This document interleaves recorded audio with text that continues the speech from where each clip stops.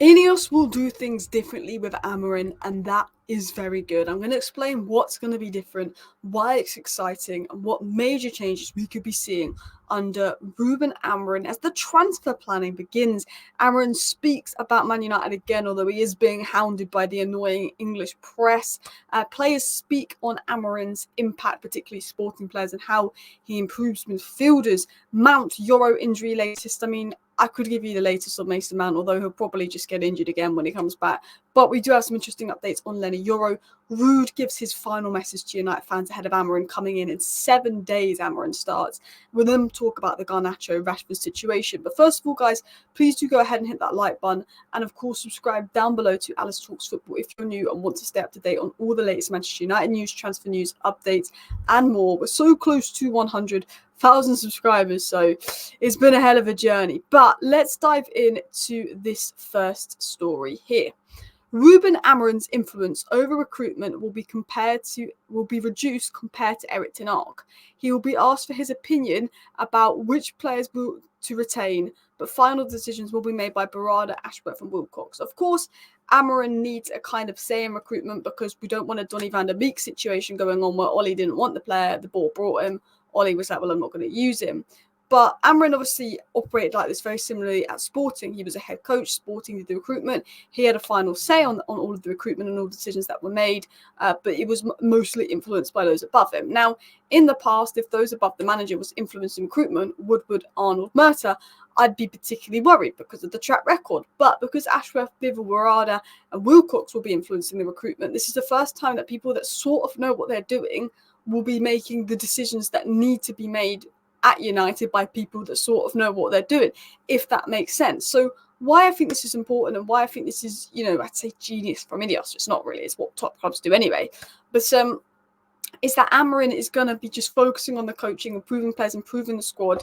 He'll have a certain sort of way that he's going to play, and the recruitment experts are going to go out and do that. Barada, Ashworth, Wilcox will have an impact. Bivol will have an impact. And Ruben Amorim will say yes or no, so we don't have a Donny van der Beek situation. But unlike ten Hag, who had quite a lot of control, bring me Anthony, bring me Mason Mount, was kind of forcing the ball to go that way when there was other alternatives there that may be better value for money in the market. INEOS will be saying, we want this, we want that. Now, we saw elements of this already in the summer.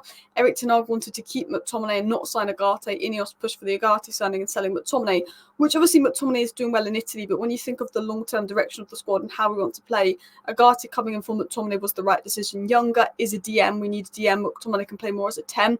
While I think McTominay can be a good asset to have, I think we just needed Agate more. Obviously, ten Hag wasn't really playing Agate, but Amorim will. With Amorim coming in, I think you can see that.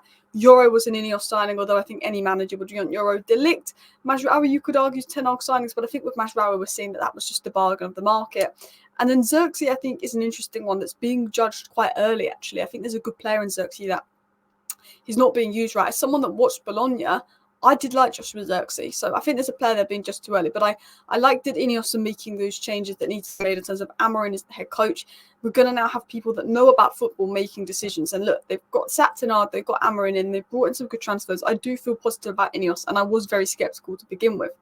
It was then said the club will give Ruben Amorim time to form his own opinions before concrete decisions are made on players out of contract at the end of the season. It was said that Ruben Amorim could bring Alvaro back to Manchester United. The transfer can gain momentum. United have a 16.7 million buyback clause.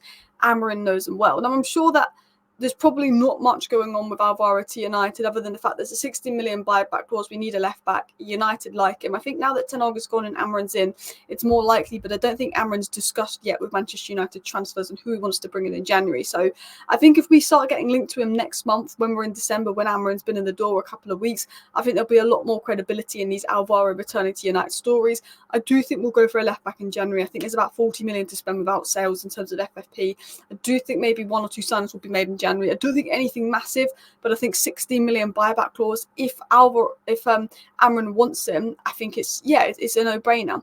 He will be given time to form his own contracts, opinions. I think Eriksson, Evans, Lindelof will still likely go. Maguire, he could maybe extend for a year because if he plays with 3 centre-backs, he's going to need that extra centre-back for depth and he'll probably lose Evans and Lindelof. And Maguire, I do believe, Evans has been good actually, but I do believe Maguire is a little bit better than Evans and Lindelof. I think Ericsson will probably just go because he runs out of contract and will probably get a replacement in there. Be interesting to see what he does with Casemiro, who I tweeted this earlier. I don't think Casemiro's been bad this season. Maybe that's just me.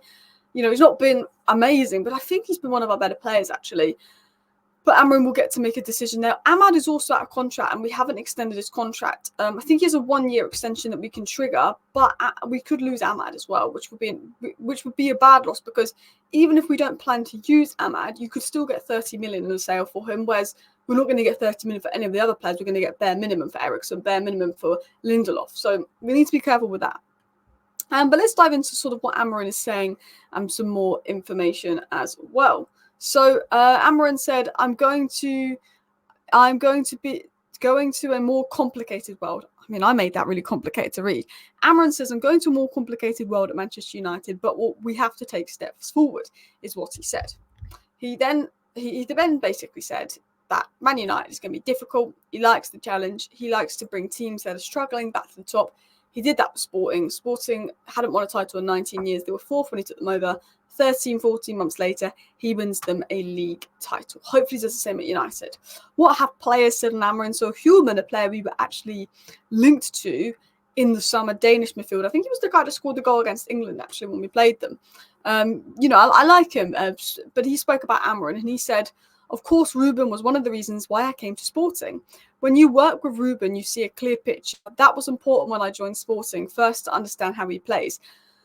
The way he manages the team inside the pitch and outside the pitch as well is not like anything I've seen in my short career. I think Manchester United are in good hands. And this is what excites me, is player management and players understanding their roles. And I tweeted something about Arne Slot earlier on Amorim. Arne Slot's coming to Liverpool. And to be fair to Arne Slot, he inherited a very good side and he plays very similar football to Klopp. So it was a no-brainer. Amorim is not inheriting a good side and he plays very different football to Ten Hag. So it's obviously going to be a lot easier for Slot. But what I was saying is Slot's come into Liverpool and he's been able to communicate his ideas so quickly with the Liverpool squad. They've been able to understand and implement it. And not just that, but he changed his tactics half-time versus Brighton. The squad could implement that. He changed his tactics half-time versus Ipswich. The squad could implement that. Now, with Amorim, he's been spoken about how he can communicate well with players and players can understand what he does. He's very good at explaining that, and players have a clear picture of how he wants them to play and they can do that. Now, Amorim's known to get the best out of all the midfielders and all the fullbacks he's had. Something that Ten Hag hasn't done is get the best out of our midfielders. So what I'm hoping is that Amorim comes in and he can communicate well with Maino, Ugarte, Casemiro, Ericsson, even Bruno, whoever's playing in midfield, Mason Mount even. And he can get them really going and get that midfield working well. And hopefully he can come in and really communicate what he wants to do right away. And it's going to be difficult because I feel like one of the biggest issues was I felt that the players could not implement Ten Hag's tactics. Could the players just not do that? Whether it was Ten Hag a poor communicator. But it will be to see how clear Amorim makes his instructions, which I think is what we need. In terms of the injury latest, we did speak about Mason Mount.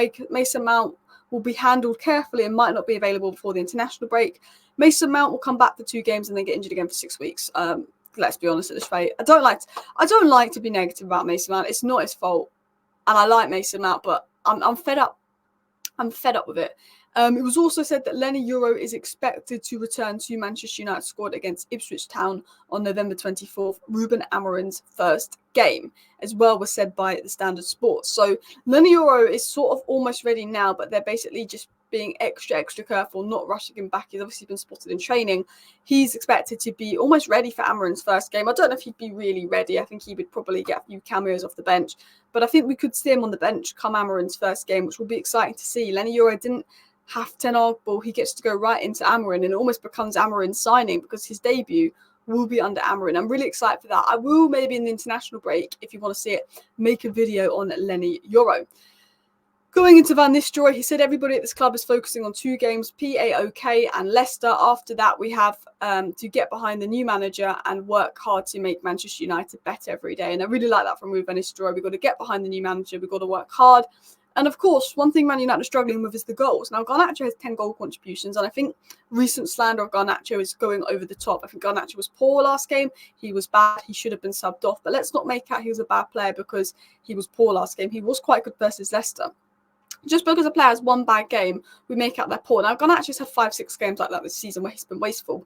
But that doesn't make him a bad player. It makes him inconsistent. It makes him raw. He's 20. Ding, ding, ding. That's quite normal for 20. But you've got to look at it and say, yeah, we need a bit more from our wingers. We need a bit more from our strikers. We need a bit more from our attackers. Absolutely agree with that. But I will say this. I want to see Rashford on the left and Garnacho back on the right, because Garnacho is young. We shouldn't be moving Rashford to accommodate the kid. You can't make Mr. 20-year-old Garnacho, Mr. Undroppable. You play on the left. You're the most important player on the team. It's not good for his development. So this is what I tweeted. They need to stop putting Rashford on the right wing. I like Garnacho. He's a top prospect and has some brilliant gains for us this season.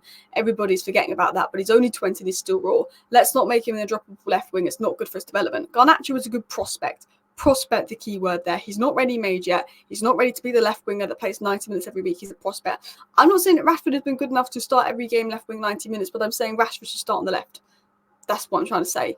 Rashford left wing, Garner Ahmad right wing for now. Garnacho's getting a lot of stick lately, which is unfair. He was poor yesterday. He should have come off, but there's no doubt he is talented and will bounce back for us soon. I just don't think it's good for him to be Mr. Undroppable at age 20. I'd like to see Rashford on the left. That's my opinion. Let me know your thoughts down below. Don't want this video to drag on too much. Please hit the like button. Subscribe if you're new. Thank you for watching. Bye.